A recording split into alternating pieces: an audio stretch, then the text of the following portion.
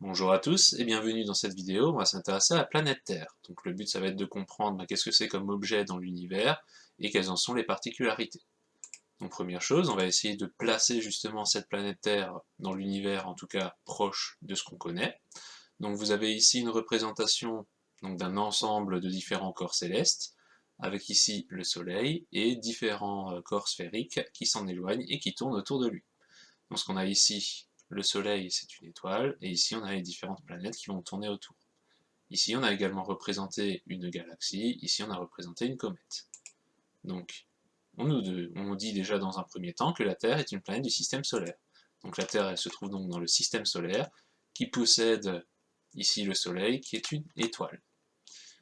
La Terre elle fait partie d'une des 1, 2, 3, 4, 5, 6, 7, 8 planètes, qu'on trouve dans l'ordre d'éloignement du Soleil. En premier ici on a Mercure, ici on a Vénus, ici on a donc la Terre, ici nous avons Mars, ici nous avons Jupiter, Saturne, Uranus et Neptune. Depuis quelques années, on considère que Pluton, donc qui est un corps sphérique qui tourne également autour du Soleil, n'est plus considéré comme une planète. Ce système solaire, tout entier, il fait partie de plein d'autres systèmes qui possèdent des étoiles et qu'on retrouve dans un ensemble qu'on appelle la Voie lactée, qui est donc une galaxie. Qu'est-ce qui fait la particularité de la planète Terre dans le système solaire? Pour l'instant, c'est la seule sur laquelle on a trouvé la présence de vie. On va s'interroger maintenant donc sur ce qui fait la particularité de la planète Terre qui permet justement cette présence de vie.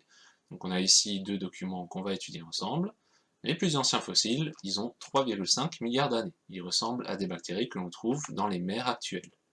Long de 5 cm et possédant une allure de verre, donc vous l'avez ici à droite, Picaia gracilens est peut-être un ancêtre des vertébrés actuels.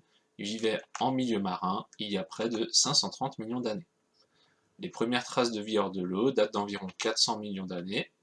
Il s'agit de fossiles de végétaux de petite taille comme Cooksonia. Donc ici, on voit une progression donc, dans ce qui nous est dit. On commence avec 3,5 milliards d'années, 530 millions d'années, ensuite 400 millions d'années. Et on passe d'un milieu marin, donc avec des mers, à un milieu terrestre avec Cooksonia. Donc déjà, on peut remarquer en étudiant les fossiles qu'on ne trouve pas de fossiles terrestres avant 400 millions d'années, donc on peut imaginer que la vie est apparue dans l'eau. Donc pour ceci, on a le point de vue d'André Braque, qui est directeur de recherche honoraire au CNRS, le Centre national de recherche scientifique à Orléans. Il étudie l'origine de la vie et la possibilité d'une vie extraterrestre, c'est ce qu'on appelle un exobiologiste. Donc on lui a posé la question, d'après vos recherches, la présence d'eau liquide a-t-elle été un facteur essentiel à l'apparition de la vie sur Terre? Et il a répondu que la vie est née dans l'eau il y a environ 4 milliards d'années, avec la chimie du carbone. Tous les êtres vivants sont en effet constitués de ce qu'on appelle la matière organique, c'est la matière qui constitue les organes des êtres vivants, dans laquelle donc ces fameuses molécules de carbone occupent une place essentielle. L'eau elle a des qualités remarquables qu'on a pu revoir en laboratoire. En tant que liquide, elle permet aux constituants carbonés de se rassembler, de réagir entre eux. Donc l'eau, elle permet aux molécules de carbone de réagir entre elles afin de pouvoir justement construire la matière organique. L'eau est donc le berceau de la vie terrestre. La vie n'est sortie de l'eau que très tardivement, il y a environ 400 millions d'années. Donc pourquoi l'eau liquide est un élément indispensable aux organismes vivants? Elle permet donc à la matière organique de se construire, car les molécules carbonées peuvent réagir entre elles. Ici, il nous est bien précisé que c'est de l'eau liquide qui permet à la matière organique de se construire. On va essayer de voir justement si le fait qu'on ne retrouve la vie que sur Terre, c'est justement lié au fait qu'on ne retrouve que de l'eau liquide dans le système solaire, qu'on ne trouve que sur Terre. Donc petit rappel, l'eau elle peut être présente sous 3 états différents. On peut avoir de l'eau liquide, de l'eau solide, donc de la glace, et enfin de l'eau sous forme de vapeur, c'est-à-dire à l'état gazeux. L'eau peut passer d'un état à l'autre lorsqu'elle va changer de température. Lorsque mon eau elle est en dessous de 0 degré, elle va être présente sous forme de glace, donc à l'état solide. Lorsque celle-ci elle est au-dessus de 100 degrés, elle va être présente sous forme de vapeur d'eau, donc à l'état gazeux. Et enfin, j'ai de l'eau liquide si j'ai une température qui est comprise entre 0 et 100 degrés. On va essayer de voir justement ces températures, si on les retrouve, comment est-ce qu'on les retrouve dans le système solaire. Donc on a ici un tableau qui indique la température moyenne en surface donc, de différentes planètes. Sur Mercure, il fait 179 degrés en moyenne, elle est pratiquement dépourvue d'eau. Deuxième planète du système solaire, Vénus, il fait 461 degrés Celsius. On trouve quasiment que du gaz, mais en infime quantité, donc de l'eau sous l'état gazeux. Sur Terre, la moyenne elle est de 15 degrés. On retrouve de l'eau principalement sous forme liquide. On en trouve également sous forme solide, donc près des pôles, on va y revenir un peu plus tard, et également sous forme de gaz, donc de vapeur d'eau qui est présente dans l'atmosphère. Enfin, sur Mars, on a une température moyenne qui est de moins 63 degrés. L'eau n'est que présente sous forme solide. Donc pourquoi l'eau liquide est absente sur Mercure, Vénus et Mars? Donc sur Mercure et Vénus, on remarque que la température elle est au-dessus d'une valeur qu'on avait vue juste avant, elle est au-dessus de 100 degrés. Donc elle dépasse 100 degrés, l'eau ici ne peut se trouver qu'à l'état gazeux. Tandis que sur Mars, on est à moins 63 degrés, on voit qu'on est en dessous d'une valeur importante qu'on avait ici, donc elle ne dépasse pas 0 degré, l'eau elle ne peut se trouver qu'à l'état solide. Donc dans le système solaire, d'après donc les découvertes qui ont été faites pour l'instant, on ne trouve de l'eau liquide que sur Terre. Alors qu'est-ce qui fait que sur Mercure et Vénus, il fait trop chaud pour qu'on ait de l'eau liquide, alors que sur Mars, il fait trop froid pour qu'on ait de l'eau liquide aussi? On va pour ceci s'intéresser à une petite expérience qui a été faite. On teste l'hypothèse suivante, plus on s'éloigne d'une source de lumière, moins on reçoit de lumière et plus il fait froid. Donc plutôt que d'envoyer des sondes dans l'espace pour mesurer la température, on peut directement faire une petite expérience comme elle vous est présentée ici. Le principe de l'expérience, c'est qu'on mesure la quantité de lumière, donc ici avec un luxmètre par exemple, et la température, donc à l'aide d'un thermomètre qui peut également être incorporé ici, à différentes distances d'une source de lumière. Donc ici on a une règle, on peut s'éloigner ou se rapprocher de la source de lumière qui est tenue ici, et on peut mesurer justement donc la température et la luminosité. On consigne ces résultats-là dans un tableau, donc on a la distance à la lampe en centimètres, donc plus on est proche, plus on est loin, la quantité de lumière en lux et la température en degrés Celsius. Ici on a représenté nos données sous forme de tableau, on va essayer de voir maintenant comment est-ce qu'on peut la représenter dans un graphique. Le premier graphique est ici. Pour savoir comment est-ce que je vais le construire, je vais d'abord regarder les deux axes. L'axe ici horizontal, on nous indique la distance à la lampe, donc ça correspond à cette ligne-là du tableau. Et l'axe vertical qu'on a ici, il correspond à la quantité de lumière en lux, donc ça va être la deuxième ligne ici. Donc lorsque je me trouve à 0 cm de la lampe, j'ai une quantité de lumière en lux qui est de 5800, donc je peux placer mon premier point.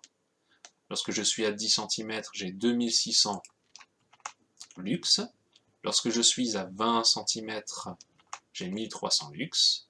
Lorsque je suis à 30 cm, j'ai 800 lux. Et lorsque je suis à 40 cm, j'ai 500 lux. Je peux relier mes points, ça me donne un graphique. Et on remarque que plus on s'éloigne de la lampe, moins la quantité de lumière est importante. J'ai beaucoup de lumière quand je suis près de la lampe, j'ai moins de lumière lorsque je m'en éloigne. De la même manière, on peut construire le graphique cette fois-ci pour la température.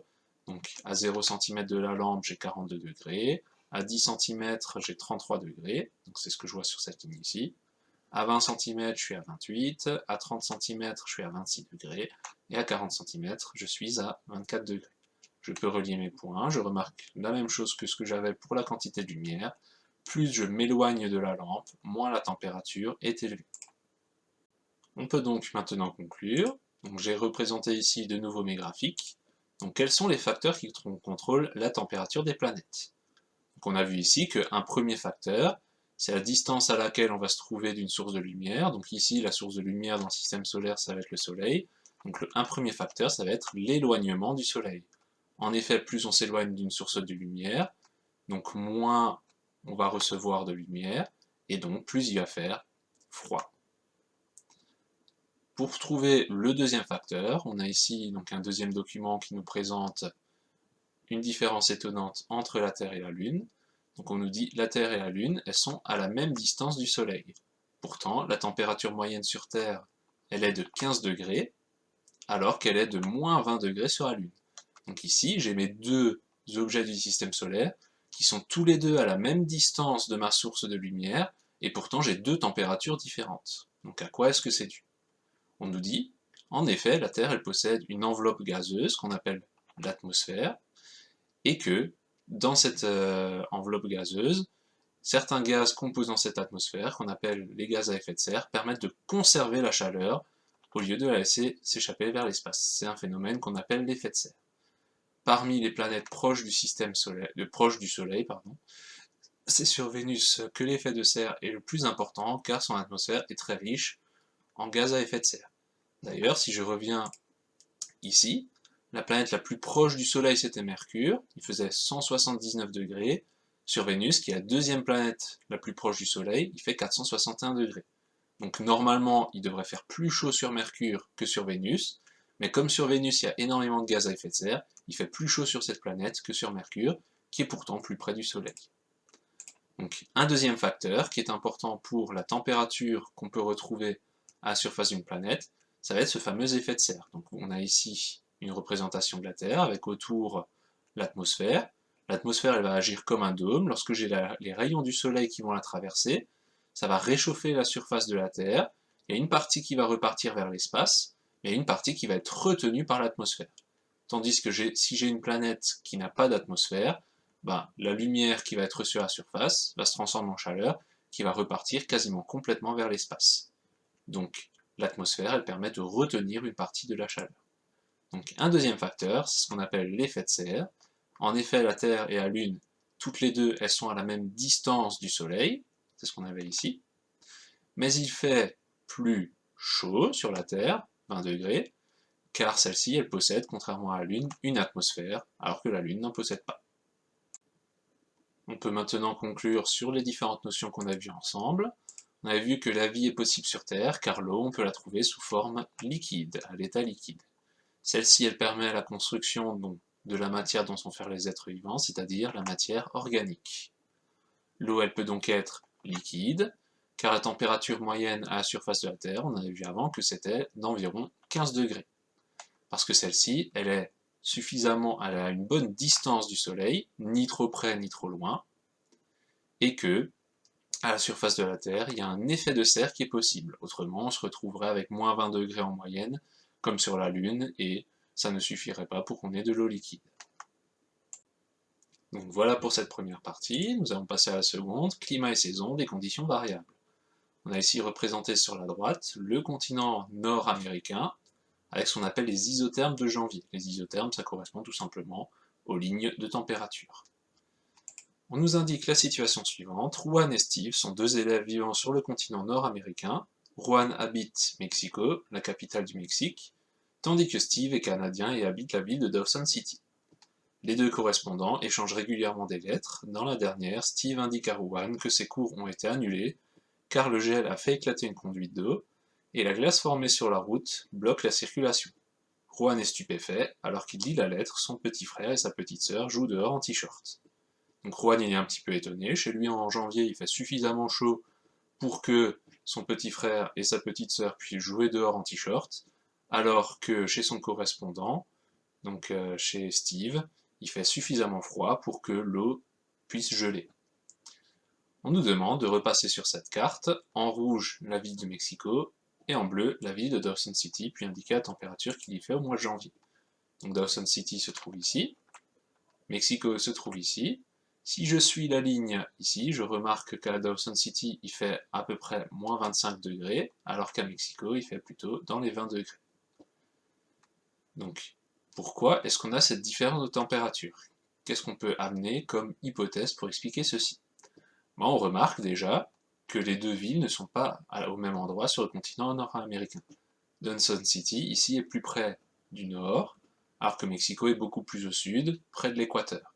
Donc on peut imaginer qu'il y a une différence de température qui peut être expliquée justement par cette position, ce qu'on appelle la latitude. Donc on peut dire qu'il fait plus froid ici à Dawson City qu'à Mexico, car Dawson City c'est beaucoup plus au nord, beaucoup plus près du pôle, que Mexico qui est plus près de l'équateur. Donc pour vérifier si cette hypothèse est juste ou fausse, on va faire, donc, comme dans toute démarche scientifique, faire une expérience. L'expérience, donc on la fera peut-être en classe au moment où on y reviendra, elle est présentée donc dans votre page du livre. On utilise une source de lumière qu'on va envoyer sur un globe, et on fait passer la lumière à travers des trous qui sont de forme ronde. Donc on va avoir plusieurs marques à la surface de mon globe ici, qui vont correspondre à différentes latitudes. Des latitudes proches du sud, des latitudes proches de l'équateur, des latitudes proches du pôle Nord. On a représenté donc les résultats ici. Lorsqu'on se trouve par exemple près de Dawson City, donc près du nord, on remarque que la trace laissée par la lumière est plutôt étalée, tandis que si je me trouve plus près de l'équateur, donc par exemple près de Mexico, la trace est plutôt arrondie. C'est représenté sur le schéma que vous avez à droite, on représente le quart de la planète Terre ici, avec les traces qui sont laissées par des faisceaux lumineux. Les faisceaux lumineux, ils ont exactement la même taille, ils ont exactement la même puissance, ils envoient 200 UA de lumière. Par contre, la surface sur laquelle sont reçus ces faisceaux lumineux n'est pas la même. Ici, quand on est proche du nord, donc près de Dawson City, on est à 2,7 m² pour ces 200 UA, tandis que si je suis plus proche de l'équateur, donc par exemple près de Mexico, c'est reçu sur une surface de 2 m². On nous demande donc de calculer la quantité de lumière reçue par unité de surface en UA par mètre carré à Mexico, puis à Dawson City en utilisant les valeurs ci-dessus. Donc si je suis près de Mexico, je reçois 200 UA sur 2 mètres carrés. Donc pour savoir combien j'ai de UA par mètre carré, je vais prendre mes 200 UA, je vais les diviser par le nombre de mètres carrés, donc 2 mètres carrés. Ça va me faire 100 UA par mètre carré. Si je regarde maintenant pour Dawson City, j'ai toujours 200 UA, et qui sont reçus par 2,7 mètres carrés. Si je fais le calcul, ça me fait 74,074,074,074, j'arrondis à 74,07 UA par mètre carré. Autrement dit, sur une même surface, je reçois beaucoup plus de lumière quand je suis à Mexico que à Dawson City.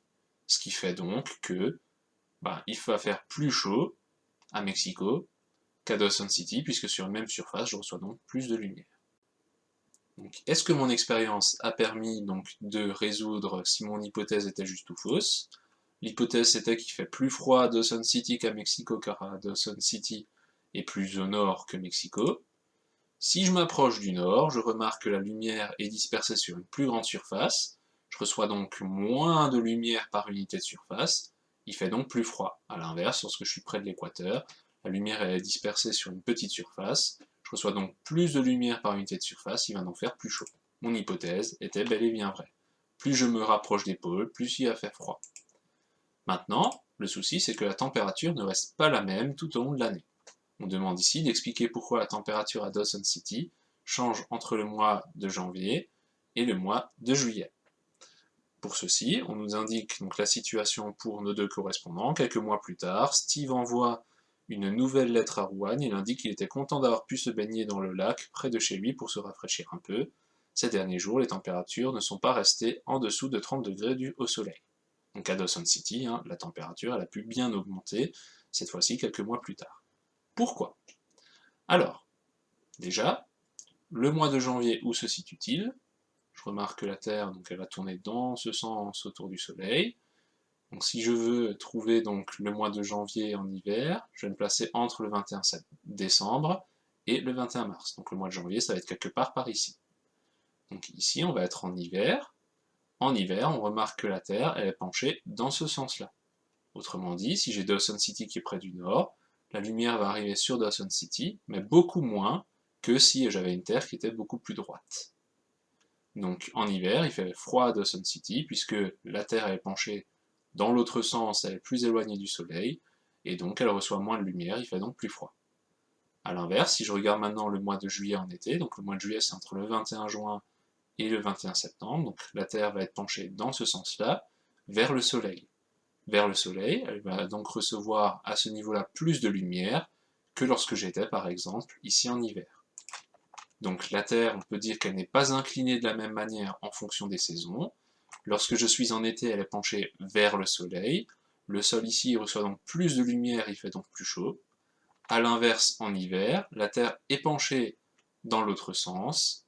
Le sol reçoit moins de lumière à cet endroit-là, il fait donc plus froid. On peut remarquer que ceci, c'est exactement le cas inverse lorsque je me trouve dans l'hémisphère sud. Ici, en été, pour l'hémisphère nord, il fait plus froid dans l'hémisphère sud, et vice-versa. Donc voici quelques petits éléments qu'on a pu voir sur la planète Terre. Pourquoi est-ce que celle-ci peut abriter la vie, donc c'est-à-dire présence de liquide, et enfin le phénomène des saisons.